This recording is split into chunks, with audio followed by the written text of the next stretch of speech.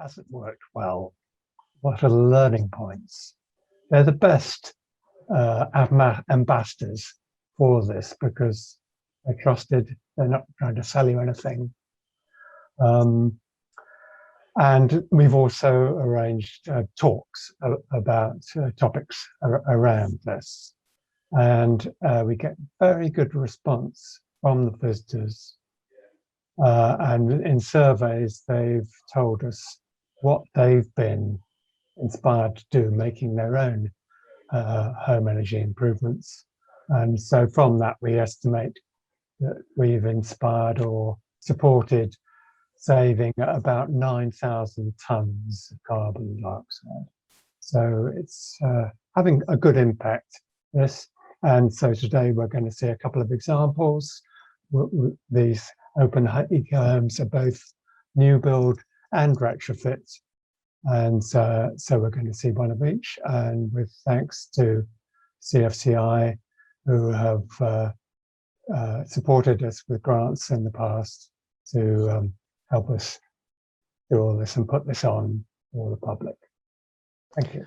Thank you, Tom. So I, as usual, forgot to start pressing record at the beginning of the session. So why don't I quickly share my screen before we ask James to kick things off. So if I just share that screen again, so that just to remind our everyone who's listening today who our speakers are. So we have James and Margaret who are going to talk first, and then Mark who's second. So yes, so James, do you want to start sharing your screen now if I stop sharing? Yeah, that'd be great. So hi everyone, my name's James. I live in central Cambridge in a small late Victorian terrace. So I'm just going to share my screen so you can see that. So I'm just going to describe the sort of the project, what we did, and then Margaret's going to talk about some of the sort of talking points, things that we think would be most of interest to you. So this is our house in central Cambridge, where I live with my wife and 2 children. And we had sort of 2 major aims of the project. So one was that we wanted to create a 3rd bedroom because we've got 2 kids and we wanted them to have their own bedroom. So it's about how to get space in the attic within the conservation zone that we live in. But probably more relevant for this conversation is about how we wanted to get off gas. So this was coming from concerns about the environment. I work in public health. I'm a medical doctor. And so I do a lot of time teaching on the environmental impacts of climate change. And so I really wanted to sort of practice what I preached in my own life. And combined with that then was my anxiety about things getting too hot. You know, we had the hottest day in Cambridge, the hottest day in the country in Cambridge not that long ago. And so we've got these south-facing windows, so we wanted to think about how to keep the house cool in relation to that. So I'm going to talk through some of the things we did. So we got this attic extension, and Margaret's going to talk more about how that was designed to get through the planning rules. But I think we just wanted to mention that in this talk because creating space to stay in the city centre with our family is a sort of is an environmental measure. It means we can travel everywhere by bicycle. It means we can have our lives very compact and sort of all the things we need around us. So being able to get this 3rd bedroom was really crucial to our plans. The picture on the left is it's just a cupboard, but it's where the chimney breasts were. So taking out the chimney breast was another measure that created more space within the house. We did external insulation at the back so that you can see that there, and then internal insulation on the front of the front north-facing walls. So, and we also had loft insulation, and I'll come on to the windows and doors in a minute. So we got new front door and back door, nice big thick doors that keep the heat in, and new windows on all apart from the 3 front-facing sash windows. And because we were trying to make it as airtight as possible, we knew we wanted to get ventilation. That's something I'm very aware of as a public health doctor. We, in the end, we didn't get a mechanical heat recovery system. We decided that was too expensive for our project, and we weren't sure where we would have put a unit if we've got a mechanical heat recovery system. So we've got this system with ventilation in the 2 floors of the house, well, in the upstairs and the downstairs. and we can talk more about that in the discussion. So it's a mechanical system with ducts, but it doesn't have heat recovery. And then I guess the main thing for getting off gas was to remove the gas boiler and put in a heat pump. So you can see that under the back kitchen window there. And then it also required the installation of a water tank with all the things that went with that we put that in the upstairs bathroom. So that was space required in the bathroom and the heat pump under the kitchen window. And then we gained a bit of space in the kitchen where the gas boiler had been removed. And we tried to put in cooling measures as well. So we've got ceiling fans in the downstairs. We've got this wooden construction in the garden where we hope to grow vines or something over to shade the back of the house at the ground floor level. And we've got some external blinds on the roof lights in the attic and in the kitchen. Getting blinds for the vertical windows on the south facing proved very difficult. A lot of what you can find on the market is for commercial buildings. So we ended up ordering some shade cloth online. So this is very popular in places like Australia. And we're just going to make our own blinds to cover the south facing windows. So that's really just a quick run through the work. And I'm going to hand over to Margaret, who was really instrumental in making this all happen. She's the architect we worked with. So she's going to explore some of the issues and challenges we faced. Margaret? You're on mute, Margaret.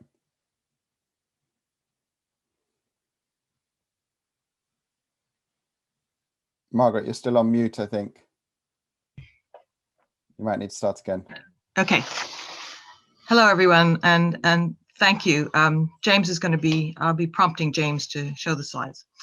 I handed over this house before I had completed my retrofit coordinator training. Here are some further reflections on it. Okay, next. Next, James. Sorry. So it's worth reflecting on some bigger issues raised by this project. First of all, who are these people who are doing retrofit?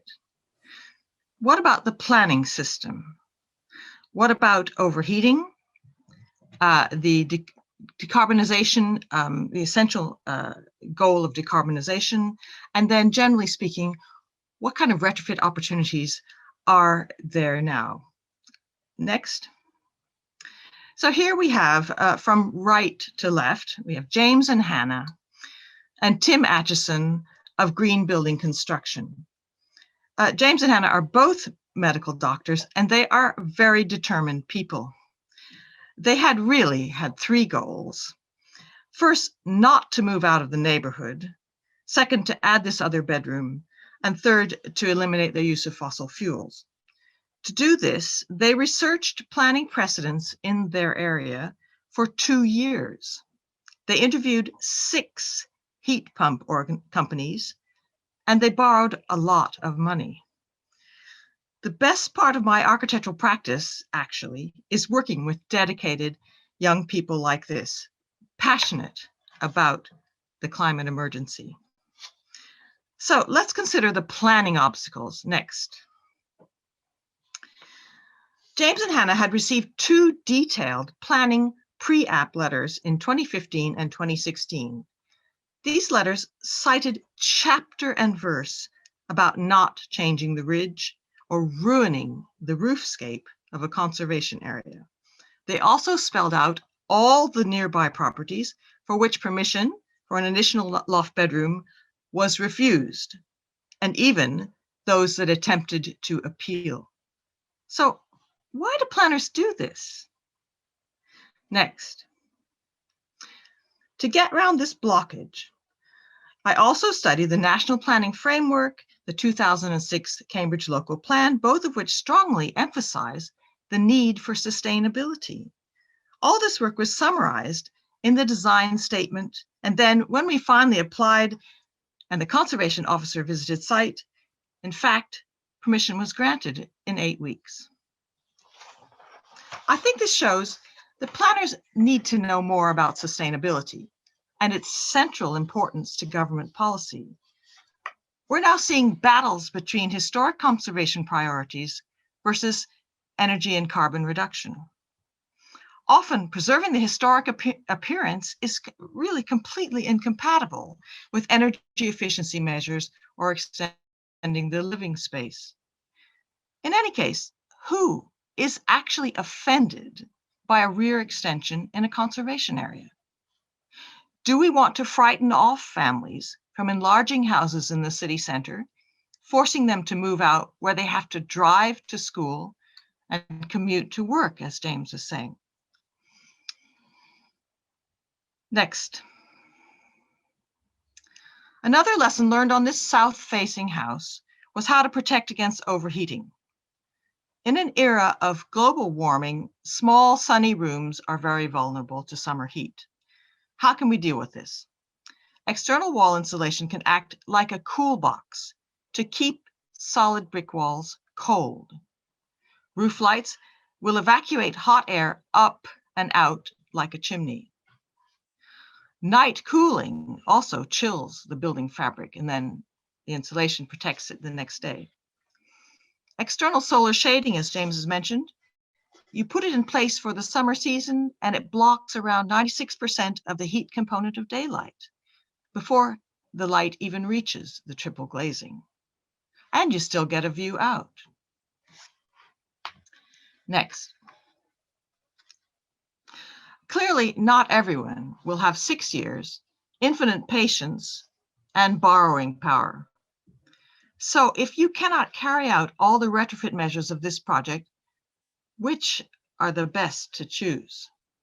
Is it to increase the living space and usually the value of your house? Is it to maximize the wall and roof insulation or improve the ventilation? Or is it simply the elimination of by one family of their carbon emissions from fossil fuels? I would say the answer is clear in the government's statement in advance of the United Nations COP26 meetings in Glasgow in November. The nationally determined contribution, quote, commits the UK to reducing economy-wide greenhouse gas emissions by at least 68% by 2030. And the government wants at least 600,000 heat pumps installed in British homes every year by 2028. In 2019, only 21,000 heat pumps were installed in the UK. Next. This project is an exemplar of what can be done. Open Eco Homes has organized tours of exemplar houses like this one for dozens of energy-conscious householders every year for the past 11 years. All of the materials, products, builders, and techniques are publicized on the website. Visitors can research what to do, and then they can offer their houses to show the next crop of aspiring homeowners. An exemplar like this speaks volumes, and yet it could do so much more. These examples could be used to train planners and building regulations officers, and also to train the builders and installers we so desperately need.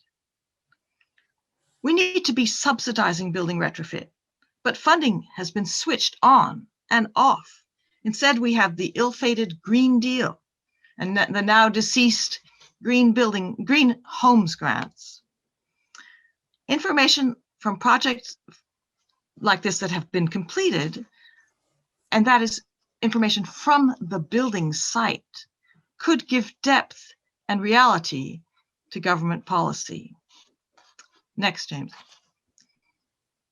So, incidentally, I wanted to mention that as newly qualified members of the National Retrofit Academy, my fellow retrofit coordinators and I meet the last Friday of every month with the leaders of building retrofit policy in this country to have questions answered. So please contact me and the others with your frustrations, your suggestions, and your successful retrofit projects. Thank you.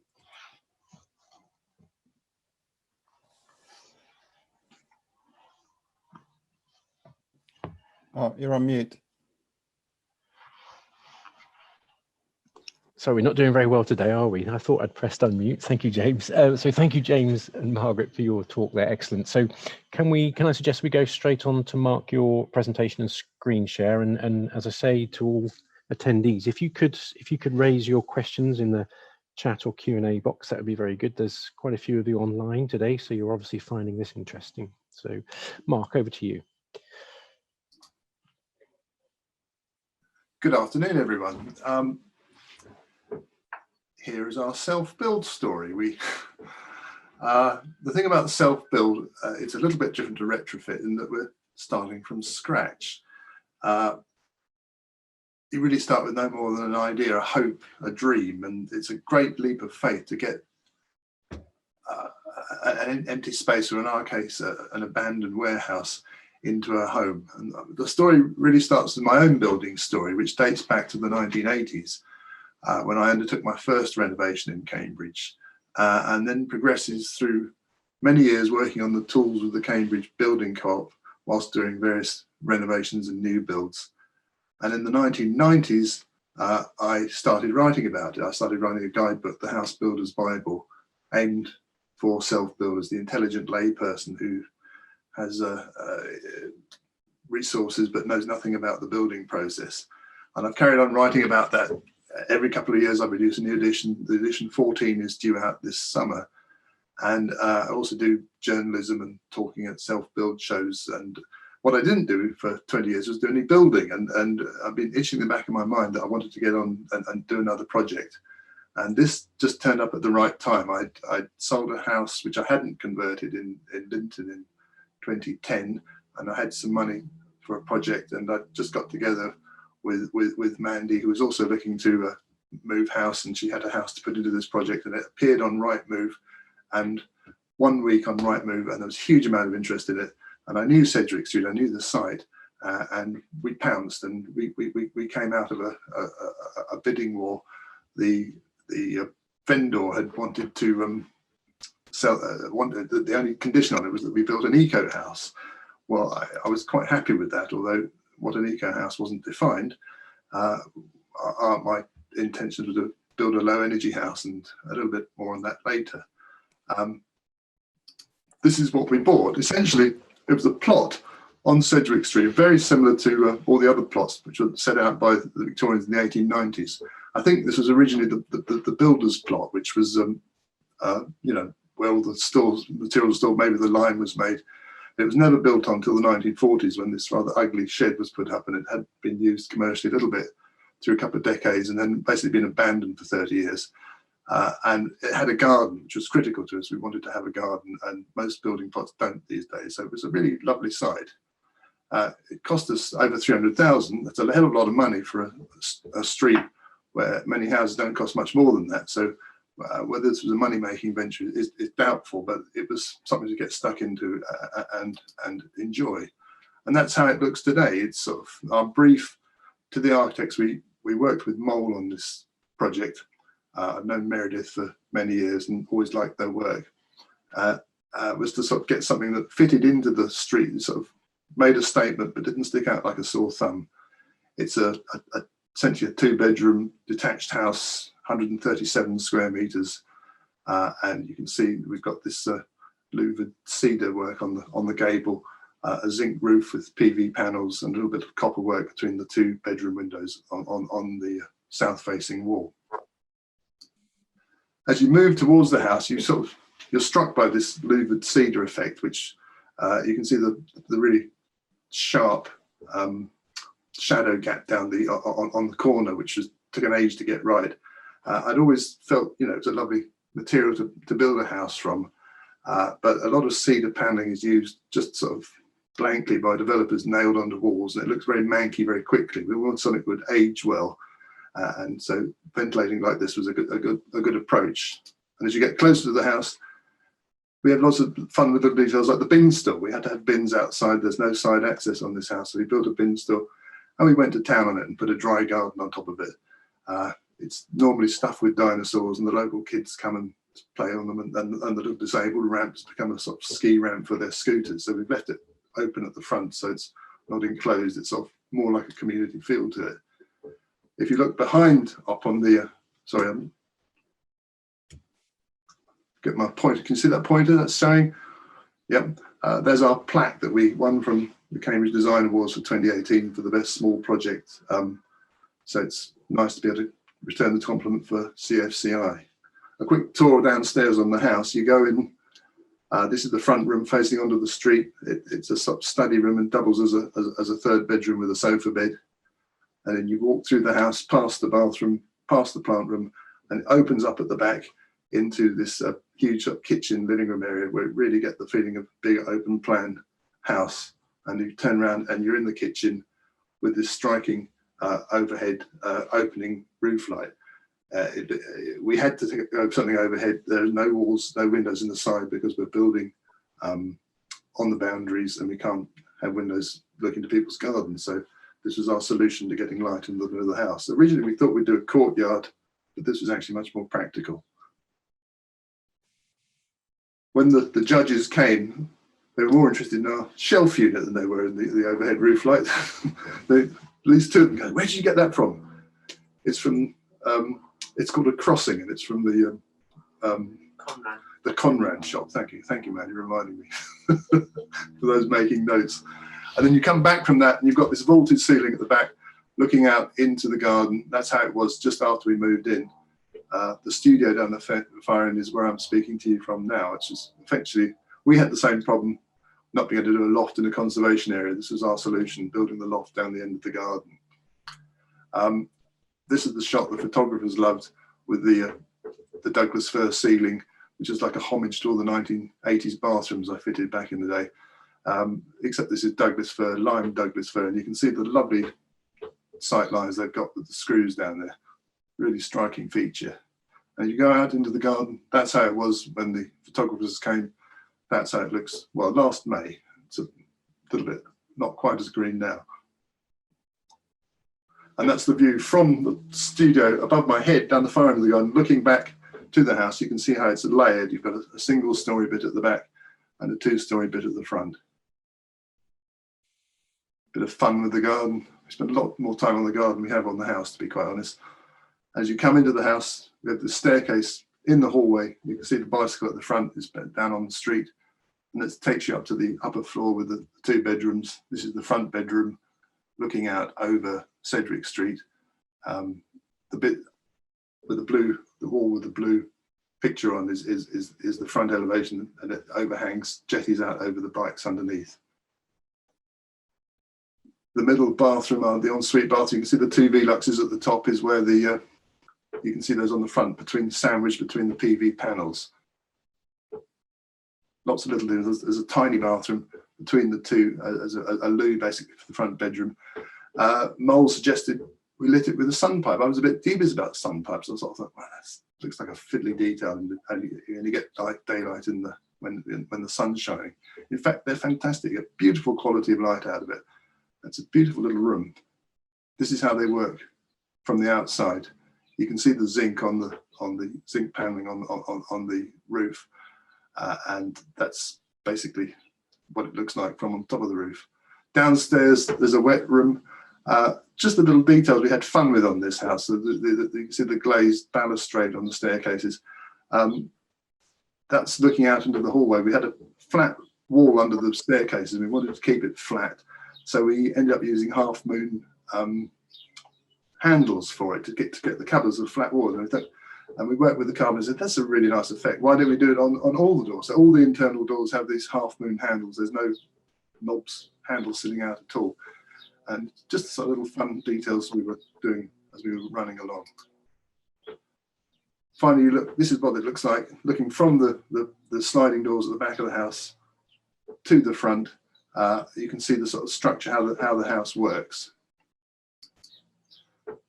To get a handle on how it works, it's best to look at this model because you get a sort of bird's eye view of it. This was built by Mole for the planning committee. We also used it for an open day for the neighbours, because obviously you're building a new house in an established neighbourhood, you're potentially walking into a minefield with the neighbours. So we had to manage that relationship very carefully. The funny shape of the house, and admittedly it is a funny shape, is all really caused by the planning constraints. We've got a flattened ridge here, which was to allay the fears of the people in St Philip's Road looking up. They wanted to be able to see the chimney of the next door, and that way we weren't overpowering them. So we end up with that detail. More importantly, the lower house at the back was to enable light to get through to our neighbours to the north here. It's an awkward shape for sure, but it's really to do with fitting into the neighbourhood. One of the briefs was to build a very energy efficient house. There are many different ways you can build an eco house. My own personal feeling was to get it a low energy, sort of a passive house standard. We didn't get to passive house standard, and that in itself is an interesting story, because the passive house really is a recipe for the gold standard for low energy housing. But there's certain features about it that were quite difficult to achieve here. One of the factors is the fact that it's a very awkward shape. We've something like 19 planes on this house. The optimum number is 7. Every time you have a different surface, you're introducing extra surfaces in which to lose heat, extra junctions for the thermal bridging. It's a very awkward shape. Pardon me there.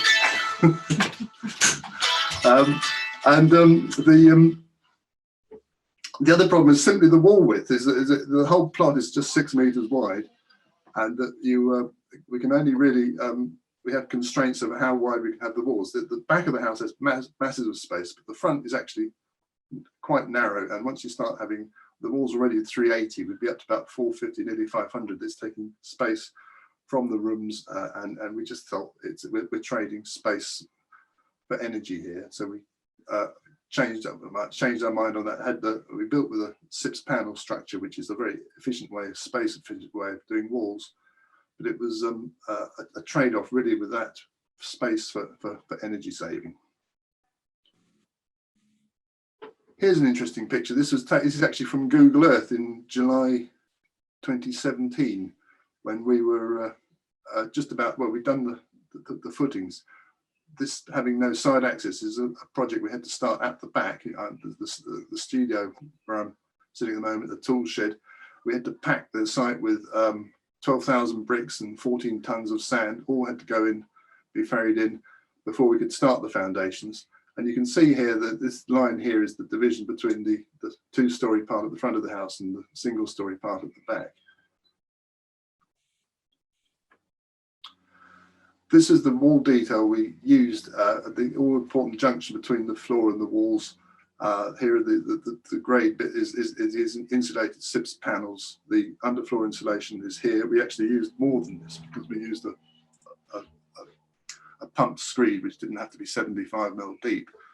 And there's insulation down the outside of the footings, so the cold can really leak out this way, and that's insulated down to there. We've minimised the thermal bridging. That's the sort of detail we were taking. All the joints were taped. We actually achieved an air tightness of 1.0, which is slightly worse than the passive house recipe of 0.6, but it's about 5 times better than you get on a typical new house. The actual construction progress was also quite fun, to say the least. Here we are with the flying jib crane delivering the panels in Sedgwick Street. I spent most of my time for a lot of the build acting as sort of banksman, traffic controller and skip filler. And down the end there, you can just see the little sign there. That was our homemade diversion sign that managed to divert the traffic around. So we were able to sit a lorry there for 4 hours at a time without completely bringing Mill Road to a standstill. I can also say that the neighbours were wonderful about it. We didn't have any chip from them at all. And it actually the construction side of it went very well. Here you can see the process of the shell taking shape. This is the panelised roofing section at the back of the house. This is the upstairs bedrooms with the steel goalposts around the frame at the back. And at the bottom, you can see just about finishing off towards the end of 2017, 3 months into the build, and you can see the big holes left for the reluxes in the bathroom. We fitted an MVHR, mechanical ventilation and heat recovery system. It's one of the great things about doing a new house. I can quite see why you wouldn't do that in a retrofit. It's a very cumbersome construction to put in, but it makes sense when you draw it out like this. The heart of the matter is this big red box, the heat recovery unit, which is in our plant room right behind the kitchen. There's a slide here of the complexities of putting in the ducting. It's 6-inch and 4-inch aluminium ducting, silencers, threaded through the floor, including having to pre-drill steel beams to take the ducting. It's not something you can readily do in a retrofit very easily. It's a difficult one because to get a really low energy house, you need ventilation. You ideally need mechanical ventilation. It's hard to see how you can do this on a retrofit level, but on a new build, it's quite easy to achieve, provided you plan it out correctly. This brings us to our EPC, our Energy Performance Certificate, and how we decide to heat the house. I'm sorry, I'm probably being drowned out by the sound of an aeroplane. I'm going to shut the door here.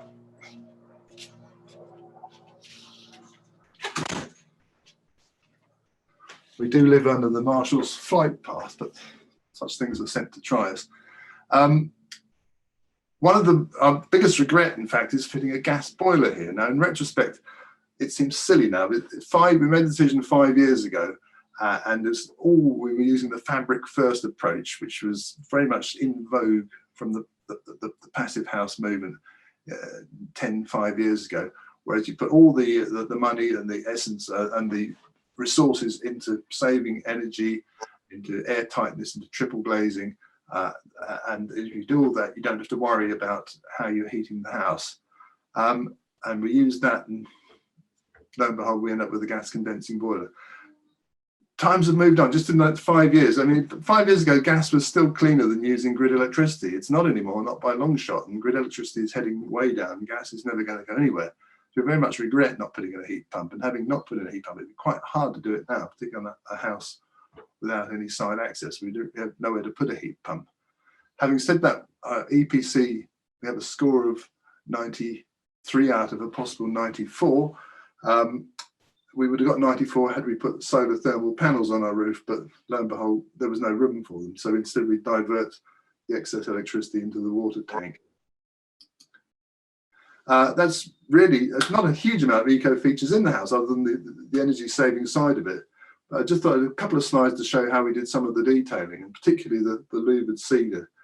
It was based around these wonderful sawtooth panels. We used cedar cut by Millworks in Bottisham, really useful business of supplying sustainable timbers. And getting these sawtooth battens aligned was an art in itself, let alone getting all the timbers in. We used Duncan Dodds of artisan structures to do this. An amazing job. Took rather longer than we'd planned, but it was worth it. And final slide, a view out of our rear window, really just to show you how the sliding roof light worked. This is from Cantifix, who we looked at several people to do it, and we came up with our best offer. They're triple glazed.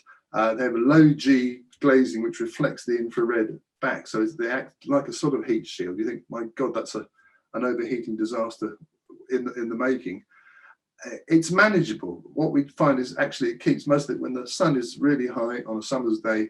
There's enough reflection in there to keep most of the heat out. So we keep them shut in the midday, and then as the evening comes, we open them up. We get the purge ventilation through there and through the upstairs Veluxes. We're not handling the heat waves too badly. And just the luck of the draw, just what a magnificent view that is. In just off Mill Road. We had no idea it would be this green, this private, and this quiet, other than the odd plane flying over. That is the story of our self-build. We've been in for 3 years now. We've been very much committed to Cambridge Eco Homes, both people coming in 2019 and online since. So it's a fascinating story. Difficult to reproduce. You don't really find many virgin or brownfield sites in the middle of town. But we've had great fun doing it, and I'm pleased to show people around. Right, thanks very much. Super, Mark, thank you very much. Okay, so we've had some really interesting presentations there with some thought-provoking statistics as well. 9,000 tons estimate saved in terms of carbon, or was it carbon or CO2, Tom? I didn't quite catch that. But what a fantastic initiative. CO2. CO2, yeah. So that's really great. There's a few questions come up on the Q&A and the chat session. So if I put them to our panelists, if you don't mind, panelists, I'll put you on the spot now and call you out. So let's kick off things. And actually, the first question that is one that I was going to ask, but someone's got to it before me, is in terms of air source heat pumps and getting off gas. So perhaps if we start with James first, perhaps a question for you. You've put your air source heat pump out the back of your home, and then someone's talked about, the noise, acoustics associated with that. I can imagine there are a number of people sitting in the audience today, including myself, who's got a boiler that's 10 years old, and I'm thinking, where would I put an air source heat pump, and does it actually provide you with the hot water and the heating that you want? So I suppose there's two questions there in one.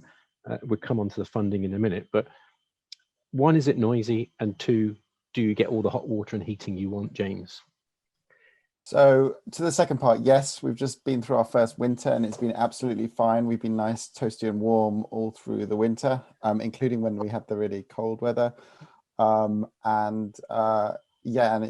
had enough hot water for, if we've got quite a big bathtub, if we fill that bathtub and then empty it and try and fill it again straight away, it might not have enough hot water, but certainly for, unless you want back-to-back, but water tank size amounts of water, you're absolutely fine. Just to give a bit more on that, so we've got radiators throughout the old house and underfloor in the new bit of kitchen at the ground floor level, and that's all seems to have worked really well. I was worried about the noise beforehand because I started looking up all the rules, and there's rules about line of sight to the neighbors' windows and all sorts of things you want to give. We used a company from Ely called Eco Installer to do the heat pump, and they reassured us don't worry about it, and in the end they were absolutely right. It's not very noisy at all. We've got a brand called Nibby, I think is how you say it, but it's pretty quiet. It's the road when a car or something goes past the front of the house is much louder than anything we have at the back. We had our neighbor come round to look at it because they're thinking of doing one, and they said, "Oh, I didn't realize it was on," and it was going at the time, and it just makes a sort of quiet whirring noise. Actually, what's more striking is if you stand in front of it, you get cold air blown at you. So in a little patio garden, that's actually more of a personal concern than, where do you put your garden table or something. But the noise hasn't been a problem at all. Interesting. So in relation to that, there's a bit of chat on the box here saying, why has no one mentioned renewable heat incentive? But then also someone's written back and said, hang on a minute, wasn't that scrapped? And what on earth's the government doing? So has anybody, let me think. So why don't we, Margaret, could you respond a little bit about what your thoughts are on in terms of funding viability? Is that possible? And yes, well, the renewable heat incentive is still alive, but it's being phased out next year. And having worked on various houses where we did heat pumps, we are now in our own house looking at a heat pump. And if you're in a conservation area, you have to have planning permission, which again, I went through all this with the planner recently. You have various things you can increase or change. You can change your radiators, you can have a bigger tank cylinder, you can have a more powerful heat pump depending on the heat loss from your house. And you have to have an EPC, and they have to be able to do heat loss calculations, which usually means drawings and U values. And as I say, it may be renewed, the renewable heat incentive, but at the moment it is stopping in March. Which is a real shame, considering that we're hosting COP26 this year, and as a country, if anything, in some areas we seem to be going backwards rather than forwards and not being able to organise these things. I guess I've been involved in a church recently, a huge church where we were looking at the renewable heat incentive, and it's so small for non-domestic buildings. It wasn't worth the engineer's time to apply for it. It really needs to be beefed up. Same thing with, in terms of affording all this, the VAT on domestic works for anything that's energy saving, that is reduced to 5%. But it used to be that case for non-domestic, and that's was rescinded in 2013. So I don't know which way we're going on this. It just seems like maybe COP26 might, kickstart the thing again.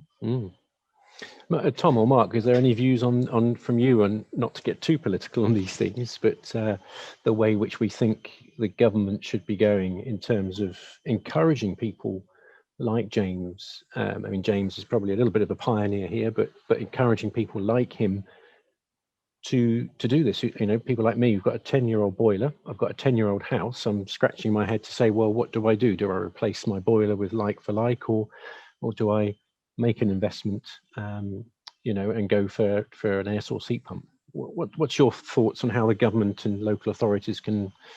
I don't know. I mean, there's one thing I can only concur with what Margaret said about the chaotic grant schemes we've had in this country running over 20 years now, with none of them with any sort of coherence and integrity that they're going to last for a long time. The RHI has actually been in place for 10 years now, and why they're scrapping it, I do not know. They were talking about introducing the Future Home Standard is talking about introducing a flat grant of £4,000, which more or less does away with the difference in an air source heat pump and a gas boiler, just about. But all the other technologies are more expensive than that.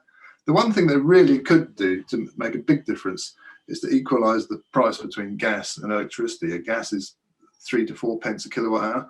Electricity is now 17, 18 pence a kilowatt hour. And it's loaded, 20% of the cost of electricity is actually loaded with the renewable heat incentives, the money to pay for the renewable and the renewables obligation. So we're paying about 4 or 5 pence on an electricity bill just to pay for renewable electricity, which is crazy when actually you're trying to encourage people to use it. The tax ought to be going on the gas, not on the electricity. If we equalise that, there would be a huge amount to incentivise people to fitting electric heating and heat pumps. That would help, but I don't see any sign of it coming out of government yet. Wow, some great suggestions there, Mark. Thank you, and write to your local MP, everyone, if you've got some views on this. I've started to talk to my local MP after what's happened over the last few years. I'm sure they're not too happy about that, but let's move on. Tom, did you want to say anything about that? I was just going to say that one of the main problems with the Green Homes Grant is the lack of qualified installers and other building professionals to provide what was needed.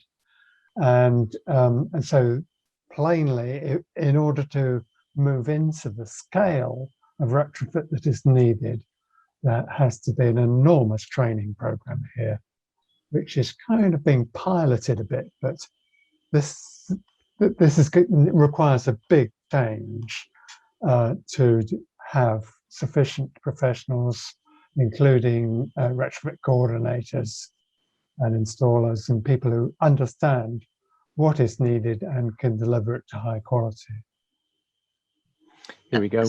Sorry, yes. Simon, can I just add, there is an organization called Carbon Co-op, which is based in Manchester, and they run webinar series, 5 sessions on heat pumps. They're kind of intense, but anybody can go there, a few pounds. If the first 20 places are free, and then you might pay a few pounds a donation, but they're well worth it. And they would keep repeating it. So if you want to know more, just join. It's a really good organization. Right, interesting. So there's lots of chat coming up on this subject now. I think here we go. Bob Ench, who's a CFCI trustee, who I think wouldn't mind if I say to everybody, he's just installed an air source heat pump. He says, get on with it, Simon, while you can still get the RHI. There you go. There's a bit of advice. And then somebody else has written, oh, this is getting really geeky now, isn't it? Someone else has written saying, if you've got a modern micro bore heating circuit, you're going to have trouble installing. You need bigger pipes. Yeah, you need 22 mil diameter for air source heat pump. Oh dear, plumbing. Having done some plumbing this weekend, actually, because of a burst water pipe, I can confirm I have micro bore heating circuits, which that probably scuppers straight away. There you go. Really, really fascinating stuff. So I would like to change topics slightly. Just very briefly, we've got some real expertise here, going back to the noise potential from air source heat pump. We've got Adrian Popperwell here, who's a local acoustician in Cambridge. He's mentioned that air source heat pumps are considered under permitted development rights. And so there's no requirement to take existing background noise levels into account. There is the acoustic community, as he's saying, there are some concerns about proliferation of these. So interesting, watch this space. You do need planning permission in a conservation area. In a conservation area, yeah. Thank you, Margaret. Okay, good. All right. Change of tack slightly. We've got, let's say, 5 more minutes of Q&A. And my question would be back to James. Sorry, James, you're getting a bit of a focus now. You didn't update your front windows, if I understood that correctly in your presentation, your sash windows. You could have done that, is that right? You chose not to. That's a bit mean to ask you and point the finger at you like that. I think so. I think we could have done, because the ones at the back are actually sort of eco-friendly sash windows. Right. The ones at the front were relatively good sash windows. They weren't very old sash windows. We'd had them changed in the previous 5-10 years. Yeah, okay. But since we've been in the house, we've got new windows. So they were double glazed. So they were double glazed. So I think we could have changed the front windows, but we decided not to. Yeah. I think mainly through both cost and aesthetics. Yeah. No, it is interesting. I have a property up in Edinburgh, and we have some quite large sash windows that need refurbishing up there. And the conservation department have put the kibosh on doing anything out of the ordinary, and it's quite frustrating, and it's going to be a ridiculous amount of money to replace one sash window. It's like £2,500 to £3,000 for one large format sash window. We've had a bit of trouble with the eco sash windows at the back, and when we do have trouble, they're then very, very heavy, which is quite challenging. Interesting. And that sort of brings me on to a sort of a final question really for discussion, which is, I think, is linked to both presentations, and it's about working, in conservation areas. And it sounds like both of the projects here managed to have really positive discussions with conservation officers. But I imagine that's not always the case. I don't know, and I imagine it would put off a lot of people from even treading that into that arena, if that makes sense. Cambridge sounds like it's got its act sorted, if that makes sense. I don't know, Margaret, Mark, James, or even Tom. What are your thoughts on this challenge as a CFCI organisation, the Cambridge market? Do we have a conservation department planning team that allows us to do these things? I think the important thing to remember is that there was a huge campaign necessary to get protection for the conservation areas and to create conservation areas and to protect historic buildings. And there's a sort of a lag. I think it'll come. We certainly were able to go through clear, sustainable features on the scheme and to tap the policy in documents. And we were the old local plan. There's now a new one. All these things take a long time to get ratified. As soon as they finish one local plan, they've already started the next one. So and I said this about training, I don't know how much time planners are getting now for training. They seem to all have piles and piles of caseload. So I remember discussing with a planner about solar shading. On many designs, they need to have that in on the early planning application. But the planners are saying, we can hardly cope with all the conservation issues. Don't ask us to understand shading, which is, so it's more patience, and also advocating more planners and more time for training. I think in the industry, all of us have experienced how busy we can get at times, and certainly the planning department, you know, they are all of them under a lot of pressure. Interestingly, Emma from Emma Davis as let me just share my screen. She said that Cambridge has already issued some advice for look at this. There you go, live as we speak. Greater Cambridge Shared Planning, making historic homes more energy efficient. So if we've got anybody in the audience today who's in a conservation area or has a listed building, let's have a look at that website, shall we? Thank you very much, Emma, for passing that through. Okay, we've got 4 minutes to go. I promised one of our speakers I would finish spot on time today. So the last thing, or the last two things I wanted to say was, first of all, let me just try and get that. Here we go. I should also very quickly advertise, Tom, your wonderful Open Eco Homes case study webpage. Sorry, this is taking forever, isn't it? Here we go. Look at this, everybody. You can click on each of these projects, and there are a huge number of existing buildings and some new where people have done some fantastic work. So please use that as a resource. And Margaret's holding up the case study there of her project with James and his family for their new home. So really, really wonderful stuff that's being supported there on that website. So please go and have a look at that. Right, so the final thing then I have to say is, please could I say thank you very much to Margaret, James, Mark and Tom for sharing your lunchtime with us and taking the time to talk to us and share your knowledge. That's been very interesting for me personally, because I'm keen to add to my PVs on my house and make things more sustainable. Good. Okay. Well, thank you very much to all our speakers. And here we go. Mark, we're finishing 3 minutes early. There you go. You can just about grab a coffee before your next Teams or Zoom meeting. So I put some links to the case studies in the chat. Super. Thank you very much. Maybe you can get Emma to do the link to the historic homes in. It is in chat. In the chat. Yeah. So super. Thank you very much. In Q&A. In Q&A, I think it is. Yes, that's right. Will you send copies of that to put out, or have them available maybe for participants? Yeah. Yes. What I'll do is I'll put them on the. So we're recording this this session here, so we'll do that.